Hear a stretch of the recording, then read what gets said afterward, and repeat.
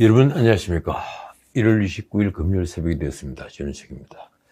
어제 오후 2시 이 놀라운 결정이 나왔습니다. 헌법재판소는 공수처가 합헌이라는 결정을 내렸습니다. 솔직히 기대를 하지 않았습니다. 어차피 기울어진 운동장이니까 말입니다. 저는 법률가로서 이 방송에서 수차례 이 공수처는 위헌 조직이라는 의견을 말씀드렸습니다. 헌법에는 검찰총장을 중점으로 하는 검찰이 준사부 기관으로서 기소권을 행사한다는 조항은 없습니다. 하지만 그것은 건국 이후 지금까지 지켜온 불문헌법 같은 것입니다.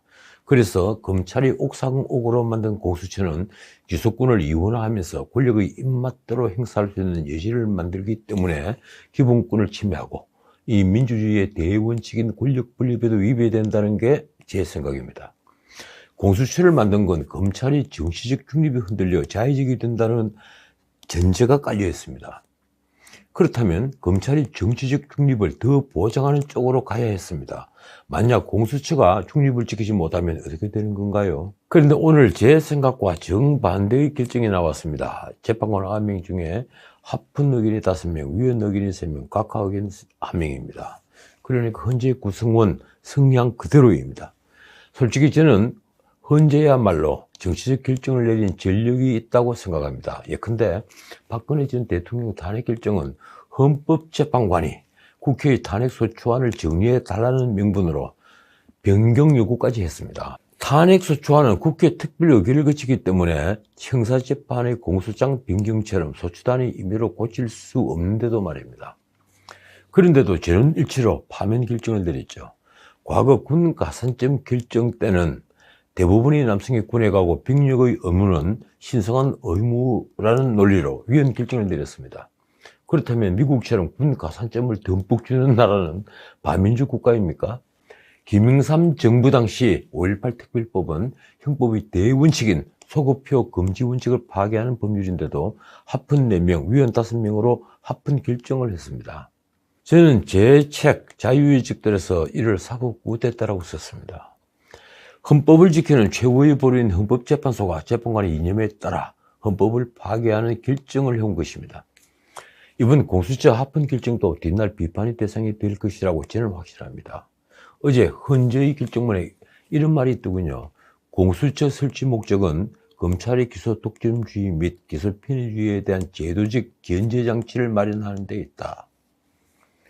참 기가 막힌 얘기입니다. 합헌 의견을 낸 재판관들도 법률가들일 텐데 검찰에게 왜 기소를 독점시키고 기소 편의주의를 부여하는지 정말 몰라서 이런 결정문을 쓰는 것인가요?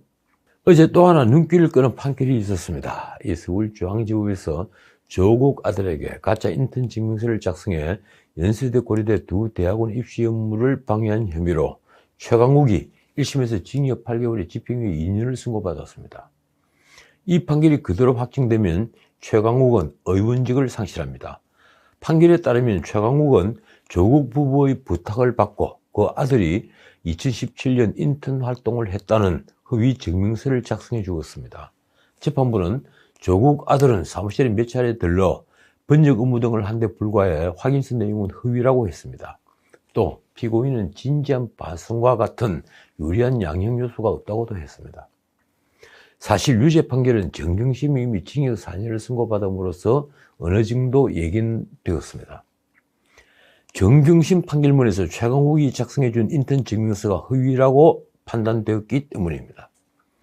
언론 보도를 보면 최강욱과 정경심이 주고받은 문자가 유죄 판단의 근거가 됐습니다.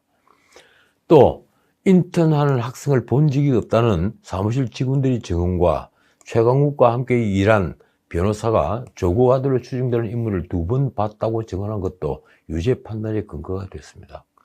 게다가 최강욱은 정경심에게 합격에 도움이 되면 참 좋겠습니다 라고 했고, 정경심은 그 서류는 연고들을 위한 것이라는 문자를 보내 가짜 인턴 증명서의 용도가 대학원 입시용인 것을 최강욱이 알고 있었다는 증거가 됐습니다. 입시 업무 방해의 고의가 인정된 것이죠.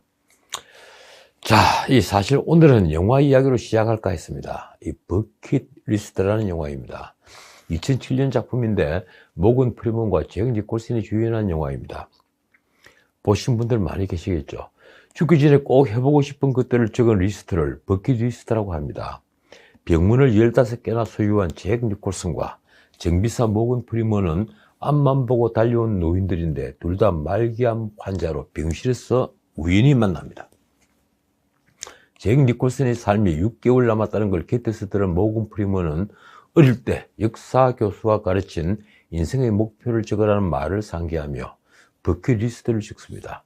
낯선 사람 도와주기, 눈물나게 웃기 등등. 자신의 삶도 몇 달 남지 않았다는 걸 안 모건 프리먼은 그 종이를 구겨 바닥에 버리는데 그걸 주워서 본 잭 니콜슨은 거기에다 최고의 미녀와 키스, 스카이다이빙 이런 자신의 목표를 적습니다. 둘은 의기투합에 그걸 실천해 나가죠. 이 영화는 잔잔한 웃음과 함께 눈물을 선사합니다. 최고의 미녀와 키스는 니콜슨이 영화 끝무렵에 사이가 무너졌던 딸과 재회하면서 손녀를 품에 안고 키스하는 것으로 완수합니다. 영화는 두 사람이 화장된 뒤에 깡통에 담겨 히말라야의 품에 안기는 것으로 끝납니다. 그건 바로 버킷리스트 맨 위에 있던 장엄한 광경 보기였습니다. 이 두 사람이 아프리카 초원을 달리면서 노래를 부르는 장면은 오랫동안 뇌리에 남았습니다. 저도 버킷리스트를 만들까 합니다. 해보고 싶었던 일들 중에는 아직 못한 게 너무 많더군요. 그러고 보니 한 것도 많았습니다. 시인이 되었고 시집을 2지나 냈습니다. 변호사도 되었습니다. 이 국선 변호를 맡아 죄 없는 사람을 여럿 누명을 벗겨주기도 했습니다. 방송 진행도 했고 미뉴스 앵커가 되어 권력을 비판했습니다. 그때 잠시나마 기자가 되었죠. 어제 버킷리스트를 생각하다가 1번을 적었습니다. 별이 쏟아지는 들판에 누워 싫도록 하늘을 바라보기. 어떻습니까? 마지막 10번은 좀 엉뚱한 걸 적었습니다. 가짜 좌파 박멸하기. 이게 제게 남은 사명인 것 같더군요. 그렇습니다. 저는 이 나라의 좌파들이 진짜라고 생각하지 않습니다. 그들 대부분은 가짜입니다. 칼 마르크스가 그들의 포퓰리즘 정책과 이율 배반적 행동을 보았다면 침을 뱉었을 것입니다. 피에르 프루동은 이 나라 가짜 좌파들이 빈곤한 철학을 비웃었겠죠. 요즘은 정말 점입가경입니다. 아니 갈수록 두려워지니 점입가공이라고 할까요? 그들이 공짜로 돈을 뿌려 대중을 유혹하는 것은 표 때문입니다. 이낙연 대표는 전국민 재난지원금 카드를 다시 꺼내들었습니다. 이재명 지사는 지역화폐로 하자고 했습니다. 지난 총선 때 전국민 재난지원금은 99.5%의 국민이 받아갔습니다. 그러니 4월 보궐선거와 내년 대선을 앞둔 정치인들이 포퓰리즘의 허점을 다시 파고드는 것입니다. 게다가 이낙연 대표는 이익공유제라는 것을 다시 화두에 올렸습니다. 돈 번 기업체의 손목 비틀기는 아주 쉽습니다. 정세균 총리는 자영업자 손실보상제를 내놓으면서 이 판에 뛰어들었습니다. 당장 100조 원가량 돈이 되는데 우리도 미국처럼 돈을 찍어도 되는 줄 아는 모양인지 문 대통령은 손실보상제 제도화를 검토하라고 지시했습니다. 포퓰리즘 정책이 빈부격차를 더 크게 하고 재정에 더 큰 구멍을 내는 것은 결국 다음 세대가 갚아야 할 빚인데도 왜 이런 꾀를 내는 것일까요? 그들에게 철학이 없고 내일을 내다보는 해안이 없기 때문입니다. 철학이 없는 건 야당도 마찬가지입니다. 김종인의 야당은 오래전부터 여당 뺨치는 포퓰리즘에 푹 빠졌습니다. 경제민주화, 국민기본소득제 이런 게 다 포퓰리즘입니다. 이런 가짜 좌파 포퓰리스트들의 농단을 멈추게 하지 않으면 대한민국의 추락을 막을 수 없습니다. 그러고 보니 어제 초대형 해프닝이 벌어졌습니다. 문 정부는 담배값, 소주값을 올릴 모양이었습니다. 처음엔 그렇게 알려졌습니다. 재정이 고갈됐으니 세금을 올려야겠는데 가장 쉬운 방법이 담배와 술에 붙이는 세금입니다. 특히 담배는 세금이 아닌 건강증진 부담금이죠. 그래서 특별 부과금이 인상됩니다. 그 돈은 흡연자를 위해 사용해야 하는 돈인데 지금까지는 저소득층 지원 등 다른 목적으로 전용되어 왔습니다. 게다가 담배값 인상은 소비를 줄여 국민 건강을 위한다는 명분이 있습니다. 그런데 담배와 술은 중독성이 있는 기호식품이니 값을 올려도 처음 몇 달 반짝 소비가 줄 뿐 이내 회복하는 특성이 있습니다. 말하자면 담배와 술은 돈을 더 많이 거둘 수 있는 최적화된 상품인 것입니다. 이번 역시 정부는 지금 70.4세인 건강수명을 73.3세로 높이는 정책 목표를 제시했더군요. 건강한 삶을 누리는 시간을 더 늘리겠다는 것입니다. 이를 위해 담배값을 무려 8,000원 선으로 올리겠다는 것인데, 가격 정책을 써서라도 담배 소비를 줄여 국민 건강을 지키겠다니 얼마나 갸륵한 생각입니까? 그러나 담배든 술이든 중독식품이니까 아까 말씀드린 대로 이는 말짱 거짓말입니다. 국민은 담배값이 올랐다고 담배를 끊거나 흡연량을 줄이지 못합니다. 처음 얼마 동안 담배 소비가 줄는 것은 대부분 인상 전에 사재기를 하는 때문으로 담배값 인상으로 담배 소비를 줄인다는 것 자체가 거짓말인 것입니다. 그걸 북지부는 너무 잘 알고 있습니다. 문 대통령은 과거 담배값 인상을 비판했습니다. 2015년 당 대표였던 시절 박근혜 정부가 담배값을 2,000원 인상하자 서민의 지갑을 틀었다면서 국회 교섭단체 연설에서 이렇게 말했습니다. 국민들이 분노한 핵심은 정직하지 못한 정부라는 것이다. 담배값을 2,000원이나 인상하면 서민 부담이 크게 늘어날 것이 자명한 일인데도 정세가 안 되라는 궤변을 늘어놓았다.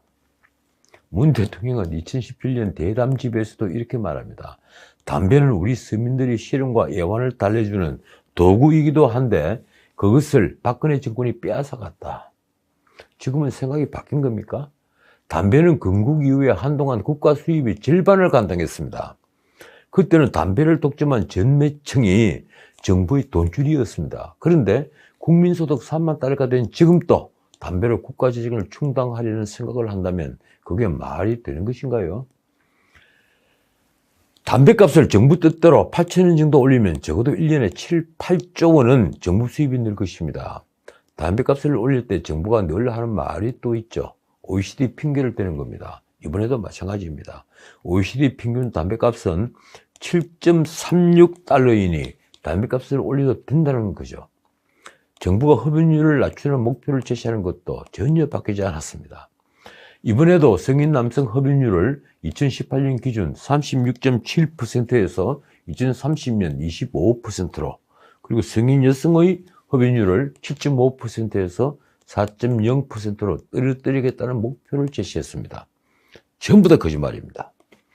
정부는 또 술에도 건강증진 부담금을 부과하겠다고 했습니다. 술값을 올려 소비를 줄인다는 겁니다. 이 역시 거짓말입니다. 담배든 술이든 가격을 올려 소비를 줄인다는 건 생각처럼 쉽지 않습니다. 말씀드린 것처럼 둘 다 중독성이 있기 때문입니다. 문제는 둘 다 서민들이 기호식품이라는 데 있습니다. 제가 오래전부터 담배값과 소주값, 막걸리값을 인상한 정권은 반드시 무너진다는 주장을 한 이유입니다. 담배값을 올려 국민 건강을 챙긴다는 말은 탁상에서 꾸민 장꾀에 지나지 않습니다. 그랬을까요? 이게 담배값 올리는 게 하루 종일 시끄러우시자 총회실부터 난리가 났습니다. 결국 복지부는 두 손을 들었습니다. 국민 건강 증진 5개년 계획일 뿐 담배값, 술값 인상은 절대 없다고 못을 박았습니다. 지금 장난친 겁니까? 역시 가짜들입니다. 그럴 시간에 국민 일자리를 늘리기 위한 고민은 왜 하지 않는 걸까요? 지금이야말로 필요한 건 일자리입니다. 아무리 경제가 좋아지고 있다고 사탕발림 소리를 해도 일자리가 늘지 않으면 헛된 소리일 뿐입니다. 일자리가 늘지 않으면 소비도 늘지 않고 사회도 안정되지 않습니다. 무엇이 일자리를 만들까요? 노동 친화적 투자가 일어나 일자리를 만들려면 노동계획을 해야 합니다. 마크롱이 프랑스가 그랬습니다. 지금같이 세계 최고의 노동 경직성 상태에서 일자리는 결코 생기지 않습니다. 재정으로 만드는 일자리는 일자리가 아닙니다. 재정으로 저소득층의 소득을 늘리고 소비를 늘린다는 것은 잠깐 동안만 가능한 단기 처방에 지나지 않습니다. 지난 2년간 일자리가 슬물처럼 사라졌을 때가 바로 노동계획을 할 수 있는 절호의 기회였습니다. 노동 경직성을 뜯어고치고 생산성 향상을 한다면 다시 일자리는 반드시 늘어납니다. 그러려면 기업을 적으로 보는 시각을 바꿔야 합니다. 그런데 문정부는 노조에 끌려다녔습니다. 노조가 핵심 역할을 했던 촛불 시위로 만든 정부이기 때문입니다. 그래서 노동 3법을 만들고 중대재해법을 만들고 경제규제 3법을 만들었습니다. 노동계획과는 정반대의 길을 간 겁니다. 지난해 코로나 사태로 일자리를 잃고 구직급여를 받았던 이들이 수급기간이 끝나자 절망의 터널이 펼쳐지고 있다는 기사가 실렸습니다. 언론은 2030 세대가 최악의 보릿고개를 맞고 있다고 썼습니다. 작년 10월부터 올 3월까지 구직급여 수급이 끝났거나 종료 예정인 이들은 무려 66만 7천 명을 넘습니다. 한 달 전인 작년 12월 취업자는 1년 전보다 62만 8천 명이 줄어 외환위기 이후에 최대폭으로 감소했다는 기사도 있었습니다.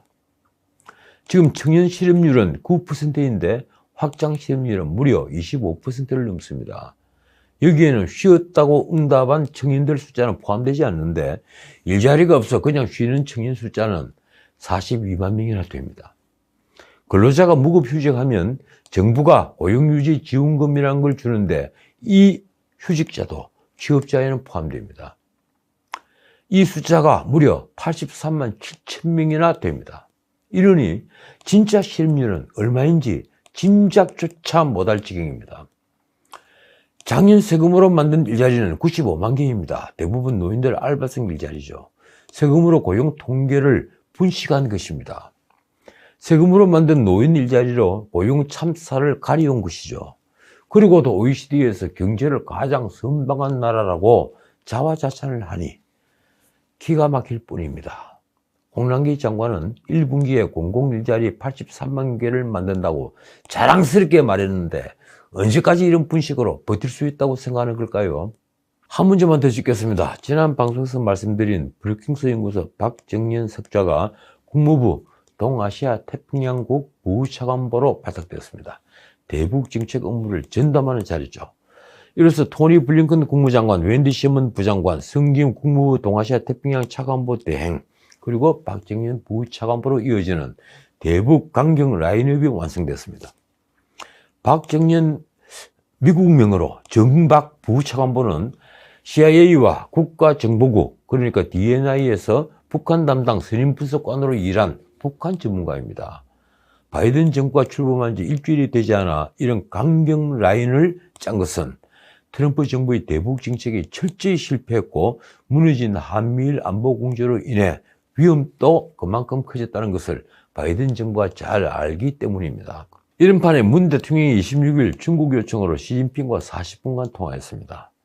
중국 인민일보가 보도한 문 대통령의 발언 내용이 이렇습니다.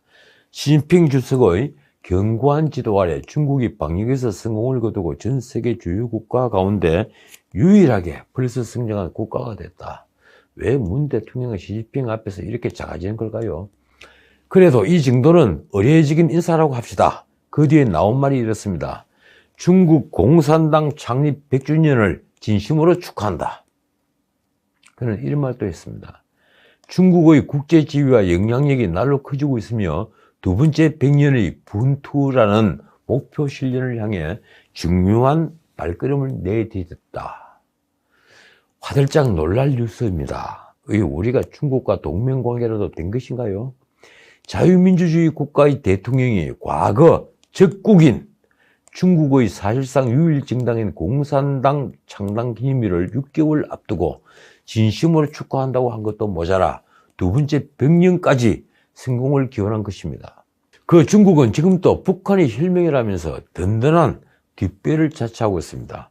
그런데 하필이면 바이든 새 정부가 출범하고 최우선 외교 정책으로 중국 견제를 위해 세계의 민주주의 국가인들을 강조하고 있는 이때 중국 공산당 100주년을 진심으로 축하한다고 했으니 이건 미국뿐 아니라 세계가 놀랄 발언입니다. 그래서인지 인민일보는 이날 두 정상의 통화를 일면 오른쪽 머리 기사에 배치했습니다.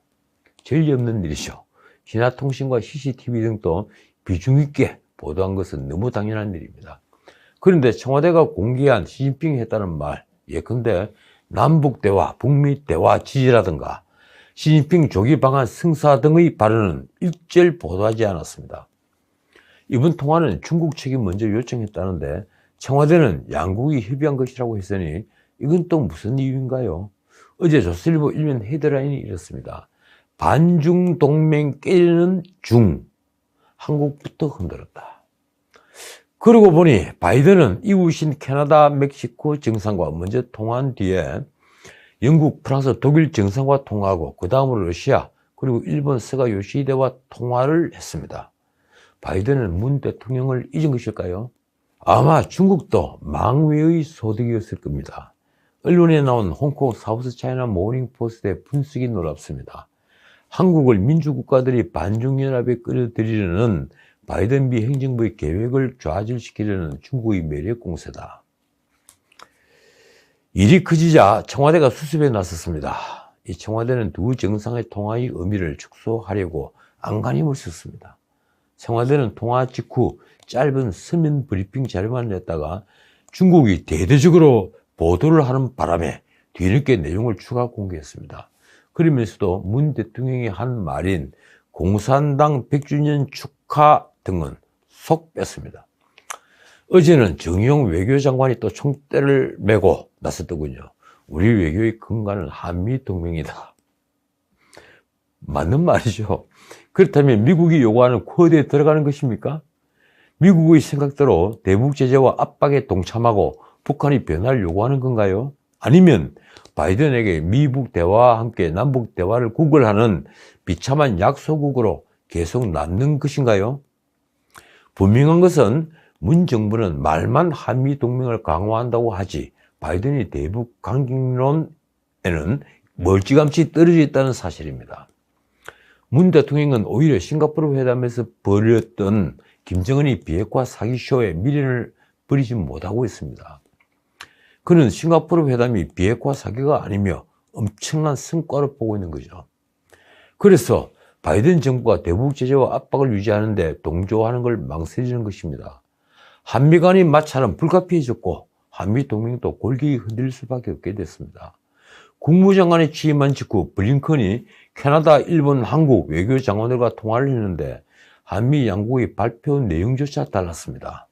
미국 발표에 따르면 블링컨은 강경화 장관과의 통화에서 인도 태평양 지역의 안보를 위한 동맹의 역할을 먼저 강조한 뒤에 한미일 3자 협력 지속과 북한 비핵화에 필요한 지속을 언급했습니다. 그런데 우리 외교부는 보도자료에서 인도 태평양 한미일 협력 내용은 속 뺀 채 북핵 문제가 바이든 행정부에서도 시급히 다루어져야 할 문제라는 데 공감했다고 했습니다. 자, 오늘은 여기까지입니다. 최근 의사시험을 통과한 조국의 딸 조민이 국립중앙의료원 인터넷 지원에서 이미 면접까지 마쳤다고 합니다. 병원 관계자 말로는 19명의 조민을 포함해 16명이 지원했는데 주변에서는 합격을 기정사실화하고 있습니다. 왜 그런데 하필 복지부 산하 중앙의료원인가요? 중앙의료원 정기현 원장은 문 대통령 측근으로 소문나 있는 사람입니다. 조민은 1년 뒤에 피부과 레지던트를 지원한다는데 아니나 다를까 중앙의료원은 그랬은지 올해 레지던트 정원을 1명에서 2명으로 늘렸습니다. 사실 조민이 가짜 스펙으로 대학교와 의전원에 진학한 뒤에 의사시험까지 본 것은 보통 사람들로서는 도저히 이해할 수 없는 처사입니다. 과거에도 다른 이들이 불량 스펙으로 진학한 사건은 여럿 있었지만 즉각 그들은 학교에서 쫓겨났습니다.